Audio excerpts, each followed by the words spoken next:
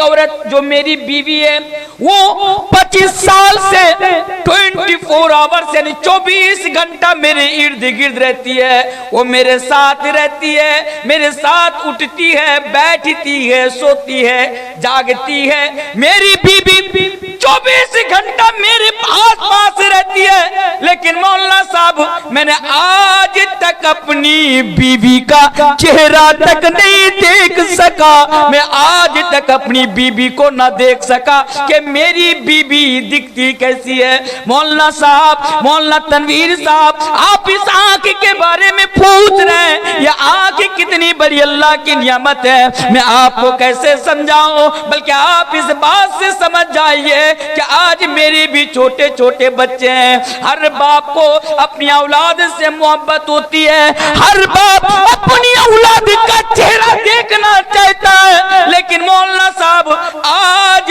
तक मैंने अपने बच्चों का चेहरा तक ना देख सका। इस तरह मोहब्बत करते हैं जैसी मोहब्बत अल्लाह तबारक व तआला से होनी चाहिए। यानी अल्लाह तबारक व तआला फरमाता है कि दुनिया के अंदर मेरे कुछ बंदे ऐसे हैं कि मुझे छोड़कर किसी और से ऐसी मोहब्बत करते हैं जैसी मोहब्बत मेरे प्रति होनी चाहिए, उनके दिल में जैसी मोहब्बत मेरे लिए होनी चाहिए। फिर आगे अल्लाह तबारक व तआला इस बात की शहादत भी देते हुए फरमाता है, वो लोगों वमिनन नासि मन यत्तखिदु मिन दूनिल्लाहि अंदादा युहिब्बूनहुम कहुब्बिल्लाह वल्लदीना आमनू अशद्दु हुब्बन लिल्लाह। लेकिन दुनिया के अंदर मेरे वो बंदे जिनके दिल में ईमान है, मेरे वो बंदे जो कल कयामत के दिन पर ईमान रखते हैं, मेरे वो बंदे जिनके दिल में कल कयामत के लिए यानी खौफ है, जहन्नम के लिए जिनके अंदर खौफ है, वो बंदे सबसे ज्यादा मुझसे मोहब्बत करते हैं। यानी अल्लाह बयान फरमाता है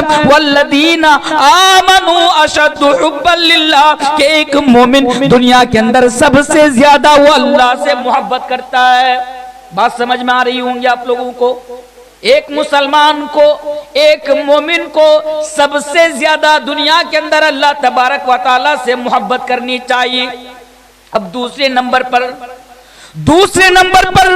अगर हमारे दिल में किसी के लिए मोहब्बत हो तो अल्लाह के आखिरी रसूल जनाबे मोहम्मदुर रसूलुल्लाह पर ये सल्लल्लाहु अलैहि वसल्लम के लिए मोहब्बत हो। यानी एक मुसलमान के दिल में, एक मोमिन के दिल में दूसरे नंबर पर नबी के लिए सबसे ज्यादा मोहब्बत हो। और मेरे भाइयों, उस नबी की बात मैं आपके सामने कर रहा हूं और उस नबी के लिए हमारे दिल में मोहब्बत क्यों ना हो जो नबी हमारे लिए और आपके लिए अल्लाह तबारक व तआला की तरफ से मिलने वाली नियामतों में से सबसे अजीम नियामत है। जो नबी अल्लाह की तरफ से सबसे बड़ी नियामत हमारे लिए और आपके लिए है। वो मेरे भाइयों, आज मैं आपको कैसे बताऊं, ओ मेरे भाइयों, मौलवी तनवीर आलम आपको कैसे बताएं कि नबी हमारे लिए कितनी बड़ी नियामत है, आपके लिए नबी का आना यानी नबी कितनी बड़ी नियामत है। ओ मेरे भाइयों, आप इस बात से अंदाजा लगा सकते हो कि वो नबी जिनकी मोहब्बत की बात मैं आपके सामने कर रहा हूं कि हमारे दिल में होनी चाहिए, वो नबी कितनी बड़ी अल्लाह की नियामत है। देखिए, अल्लाह तबारक व तआला की बेशुमार नियामतें हमारे ऊपर हैं, लेकिन अल्लाह ने उन नियामतों का कभी हिसाब नहीं जतलाया। ओ लोगों सुनो, अल्लाह ने तुम्हें बेशुमार नियामतों से नवाजा, लेकिन अल्लाह ने कभी एहसान नहीं जतलाया। मसलन अल्लाह ने हमें 2 हाथ दिए, ये अल्लाह की कितनी बड़ी नियामत है। ये अलग बात है कि आज इन दोनों हाथ की कोई कदर, कोई वैल्यू आज हमारी नजर में ना हो। लेकिन मेरे भाइयों, अगर आप ऐसे इंसान से पूछेंगे जो दोनों हाथ से महरूम है, अगर आप उनसे कहेंगे कि ये दोनों हाथ अल्लाह की कितनी बड़ी नियामत है, तो आपको बताएंगे मेरे भाइयों। उसी तरह ये 2 पैर जिसके जरिए से हम और आप चलते हैं, ये दोनों पैर अल्लाह की कितनी बड़ी नियामत है। ये अलग बात है कि अगर आज हमारे पास दोनों पैर है तो आज हम इसको यानी कुछ इनकी कोई कद्र नहीं है हमारे नजदीक, इनकी कोई वैल्यू नहीं है हमारे नजदीक। लेकिन अगर कभी जानना हो, दूर में जाने की जरूरत नहीं, मेरे बगल में मोहतरम यानी खालिक साहब बैठे हुए हैं। मेरे भाइयों, ये पैर अल्लाह की कितनी बड़ी नियामत है। कभी मौका मिले आकर बस इनसे सवाल कर लेना, खालिक भाई से पूछ लेना, ये आपको बताएंगे कि ये दोनों पैर अल्लाह की कितनी बड़ी नियामत है। इसी तरह ये दोनों आंख अल्लाह की कितनी बड़ी नियामत है। अगर कभी मालूम करना हो, अगर कभी जानना हो, आपके गुनी टोला गांव के अंदर, आपकी गुनी टोला बस्ती के अंदर अगर ऐसा इंसान मौजूद हो जो दोनों आंख से महरूम हो, जो दोनों आंख की बीनाई से महरूम हो, जिनके पास ये दो आंख नहीं हो, कभी उनसे जाकर पूछना, वो आपको बताएगा कि ये दोनों आंख अल्लाह की कितनी बड़ी नियामत है। हाँ मेरे भाइयों, बस मैं जानने के लिए एक मर्तबा एक अंधा इंसान से मैंने पूछा, मैंने उनसे सवाल किया कि मेरा भाई आप तो दोनों आंख से नाबीना है, आप इन आंख के बारे में, आंख की बीनाई के बारे में आप हमें क्या बताना चाहेंगे, इनके ऊपर क्या कमेंट करना चाहेंगे। उसने जवाब दिया, मौलाना तनवीर साहब आप हमें सवाल कर रहे हैं कि ये दोनों आंख अल्लाह की कितनी बड़ी नियामत है, तो सुनिए मैं आपको कैसे समझाऊं, लेकिन आप इस बात से समझ जाइए कि आज मेरी उम्र लगभग 40 साल, आज मैं 40 साल का हो गया। गौर से सुनिए, तब बात आगे की समझ में आएगी। आज मैं 40 साल का हो गया, आज मैं 45 साल का हो गया, मेरी शादी को आज 25 साल हो गया। एक मेरी बीवी यानी एक औरत जो मेरी बीवी है वो 25 साल से 24 आवर्स यानी 24 घंटा मेरे इर्द गिर्द रहती है, वो मेरे साथ रहती है, मेरे साथ उठती है, बैठती है, सोती है, जागती है। मेरी बीबी 24 घंटा मेरे आस पास रहती है, लेकिन मौलाना साहब मैंने आज तक अपनी बीवी का चेहरा तक नहीं देख सका, मैं आज तक अपनी बीबी को ना देख सका कि मेरी बीबी दिखती कैसी है। मौलाना साहब, मौलाना तनवीर साहब, आप इस आंख के बारे में पूछ रहे हैं, ये आंख कितनी बड़ी अल्लाह की नियामत है, मैं आपको कैसे समझाऊं, बल्कि आप इस बात से समझ जाइए कि आज मेरे भी छोटे छोटे बच्चे हैं। हर बाप को अपनी औलाद से मोहब्बत होती है, हर बाप अपनी औलाद का चेहरा देखना चाहता है, लेकिन मौलाना साहब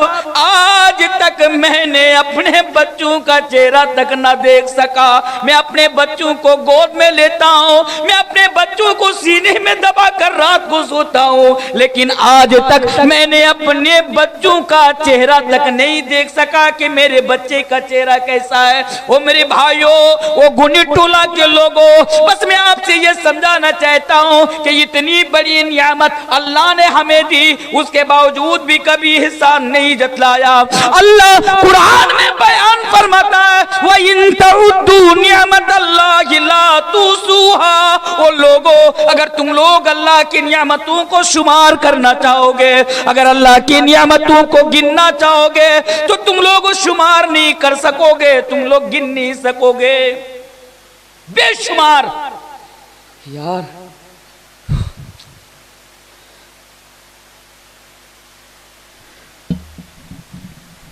आज मेरा रस निकालेगा ये मैक। आपको मालूम है कल मेरा प्रोग्राम, जो मनव्वर साहब को जानते हैं, मनव्वर आसामी, वक्ता मनव्वर, कल उनके गांव में आसाम में मेरा प्रोग्राम है, कल मुझे वहां पहुंचना है। और ऐसा लगता है कि अगर आज इस मैक में मैं 1 घंटा बोल लिया तो 1 महीना मुझे सोए रहना पड़ेगा, 1 महीना, तब भी थकावट नहीं जाएगी। इसलिए कहीं भी जाता हूं मैं, हर कमेटी से मैं यही कहता हूं, भाई इतना पैसा खर्चा करके अगर जलसा लगाते हैं तो अच्छा मैक, अच्छा साउंड वाला जलसा लगाया, मैक लगाया कीजिए हम लोगों के सामने। ये एक दिन का मामला नहीं है हमारे साथ, हर दिन रात जागना, हर दिन सफर करना, हर दिन 2-2 घंटा, 2.5 घंटा बोलना, और अगर सामने इस तरीके का मैक हो तो फिर हम लोगों के लिए बड़ी परेशानी हो जाती है। बात समझ रहे हैं ना मेरी? आप लोगों को भी पता चल रहा होगा।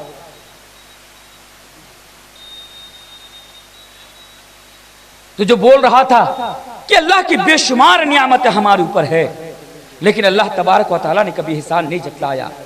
लेकिन जब नबी को अल्लाह तबारक व तआला ने भेजा तो बतौर एहसान जतलाते हुए फरमाया, लक़द मन्नल्लाहु अलल मुमिनीना इज़ बअस फ़ीहिम रसूलन मिन अनफुसिहिम यतलू अलैहिम आयाती व युज़क्कीहिम व युअल्लिमुहुमुल किताब वल हिकमा।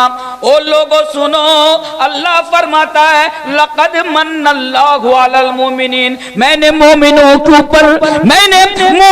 ऊपर बहुत बड़ा एहसान कर दिया, यानी मैंने तुम्हारे ऊपर बहुत बड़ा एहसान कर दिया।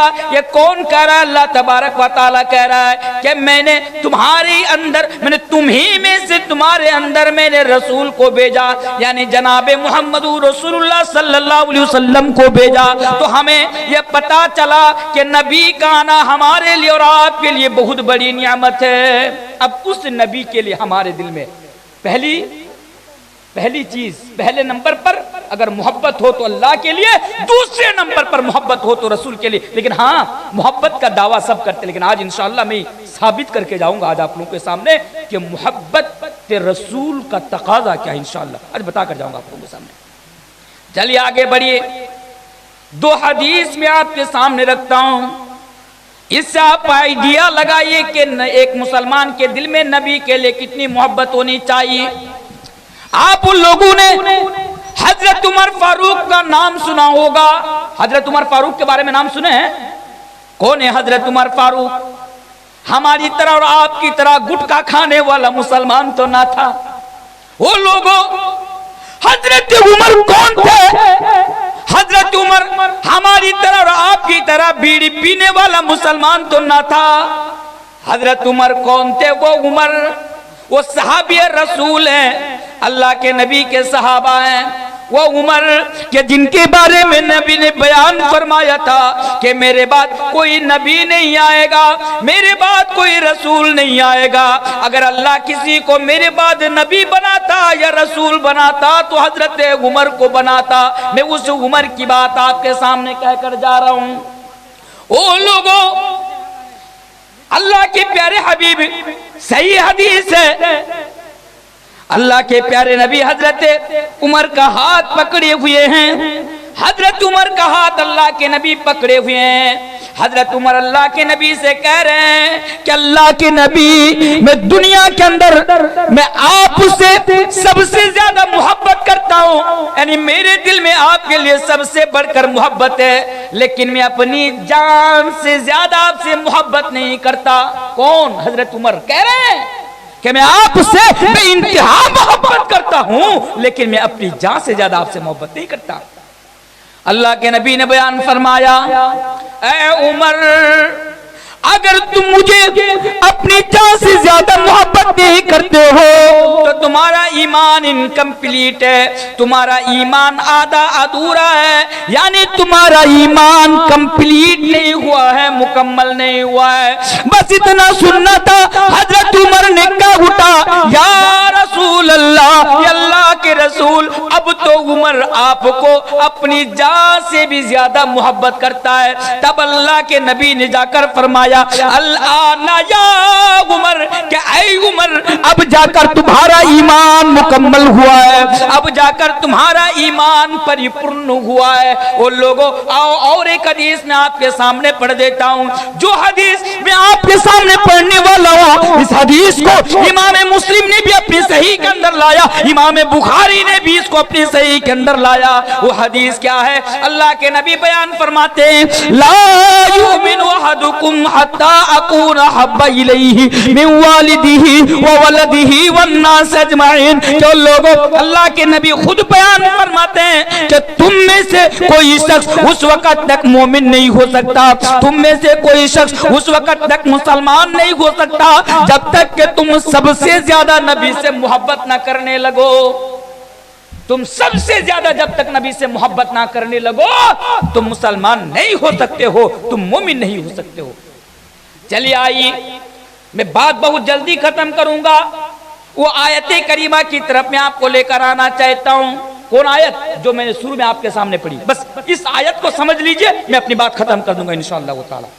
और हर एक से मैं कहना चाहता हूं, लोगों, अगर दुनिया में कामयाब होना चाहते हो, ऐ मुसलमानों, अगर तुम दुनिया में कामयाबी चाहते हो या आखिरत में कामयाबी चाहते हो, बस इस आयत पर अमल कर लेना, इंशाअल्लाह तुम्हारी दुनिया भी बेहतर हो जाएगी और तुम्हारी आखिरत भी संवर जाएगी इंशाअल्लाह ताला। बस एक आयत को समझने की आज हमें और आपको जरूरत है। एक आयत क्या है? आइए, इससे पहले मैं आपको यह भी बताता चलूं, आपको मालूम है दुनिया के अंदर एक इंसान, आप, मैं, ये हर कोई, चाहे वो कितना भी बड़ा मुफ्ती क्यों ना हो, अल्लामा क्यों ना हो, मदनी क्यों ना हो, मौलवी क्यों ना हो, मुकर्रिर क्यों ना हो, चाहे वो कोई भी हो, हर इंसान की बात कर रहा हूं कि हर इंसान दुनिया के अंदर ना सबसे ज्यादा उनका लगाव 8 चीजों से होता है। सबसे ज्यादा 8 चीजों से उनका लगाव होता है और अल्लाह तबारक व तआला ने इसी चीज को सामने रखकर उन 8 चीजों का जिक्र अल्लाह तबारक व तआला ने कुरान करीम के अंदर क्या है, आइए उस आयत करीमा पर जरा देखिए, गौर कीजिए। कुल इन काना आबाउकुम व अबनाउकुम व इख्वानुकुम व अज़वाजुकुम व अशीरतुकुम व अमवालुन इक़्तरफ़्तुमूहा व तिजारतुन तख़शौना कसादहा व मसाकिन तरज़ौनहा अहब्बा इलैकुम मिनल्लाहि व रसूलिही व जिहादिन फ़ी सबीली फतरब्बसू हत्ता याति अल्लाहु बिअम्री वल्लाहु ला यहदिल कौमल फासिकीन। 8 चीजों का जिक्र इस आयत करीमा के अंदर किया। पहली चीज यानी नबी के जरिए से अल्लाह कह रहे हैं, आई नबी आप गुनी टोला के लोगों से, मर्दों से और औरतों से जाकर कह दीजिए, ए अल्लाह के नबी आप अपनी उम्मत से कह दीजिए, क्या कह दीजिए, कुल इनका न आबाउकुम, अगर तुम अपने बाप से मोहब्बत करते हो, बाप से मोहब्बत करते हो, कोई हरज की बात नहीं। और लोगों अगर तुम अपने बाप से मोहब्बत करते हो तो कोई हरज की बात नहीं, तुम अपने बाप से भी इंतहा मोहब्बत करो। इस्लाम बाप से मोहब्बत करने के लिए आपको मना नहीं करता, इस्लाम बाप से मोहब्बत करने के लिए आपको नहीं रोकता। बाप से मोहब्बत होनी चाहिए कि नहीं होनी चाहिए? यकीनन बाप से मोहब्बत होनी चाहिए। क्यों होनी चाहिए मालूम है? अरे वो बड़ा नालायक है वो, अरे वो इंसान बड़ा नालायक किस्म का इंसान है। कौन?